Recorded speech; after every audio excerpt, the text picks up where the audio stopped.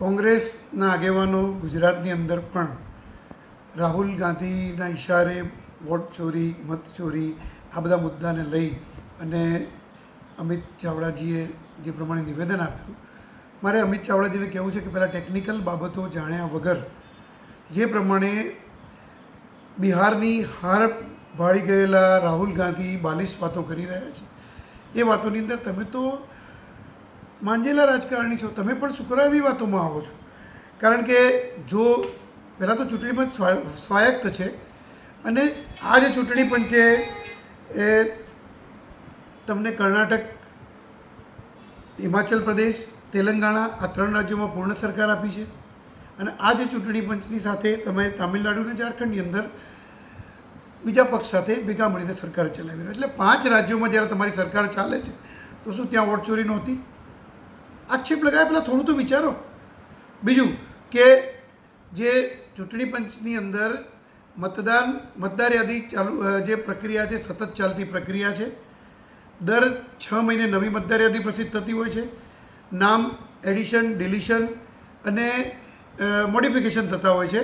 સાથે સાથે ચૂંટણી પંચની મતદાર યાદીની અંદર જે લોકોના નામ ઉમેરાય અને જે લોકોના નામ કમી થાય તો એની ચકાસણી પણ વ્યક્તિએ જાતે કરવાની હોય છે અને દર 5 વર્ષે BLO પણ ચૂંટણી પંચની ગાઈડલાઈન અનુસાર ઘરે ઘરે જઈને તપાસ કરતા હોય છે.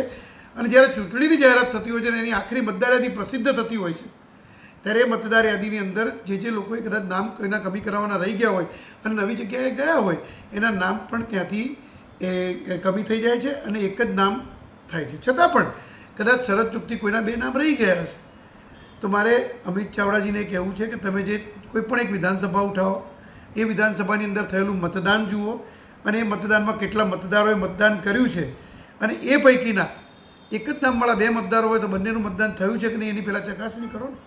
કોઈપણ જાતના પુરાવા કશું જ ચકાસણી કર્યા વગર ચૂંટણી પંચની સામે પડવું. અને બીજું કે આ ચૂંટણી પંચે તમને બીજા રાજ્યોમાં જીત તો આપેલી જ છે. એટલે મારે કોંગ્રેસના નેતાઓને એ કહેવું છે કે પહેલાં પૂરો અભ્યાસ કરો અને પછી કોઈપણ જાતના આક્ષેપ કરો. ચૂંટણી પંચ સ્વાયત્ત છે, ચૂંટણી પંચની પર આક્ષેપ કરો એ પહેલાં પૂરા પુરાવા સાથે આક્ષેપ કરો. અને મતચોરી તો કોણે કહી શકાય કે જ્યારે એક મત જવાહરલાલ નહેરુને અને બાકીના બધા જ મત સરદાર વલ્લભભાઈ પટેલને મળ્યા હતા અને છતાં જવાહરલાલ નહેરુ વડાપ્રધાન બન્યા. 1975ની અંદર રાયબરેલીમાંથી ઇન્દિરા ગાંધી જીત્યા હતા, છતાં પણ રાયબરેલીની અંદર અલ્હાબાદ હાઈકોર્ટે ચુકાદો આપ્યો હતો કે એમની ચૂંટણી ગેરકાયદેસર છે કારણ કે તેની અંદર મતદારોનો ખોટી રીતે ઉપયોગ થયેલો છે. તો આ તમે સર્ટિફાઈડ મતચોર છો, તમે પહેલાં એ તો નક્કી કરો. એટલે તમે તમારા ગિરેબાનમાં રાખો કે તમે શું કરી રહ્યા છો.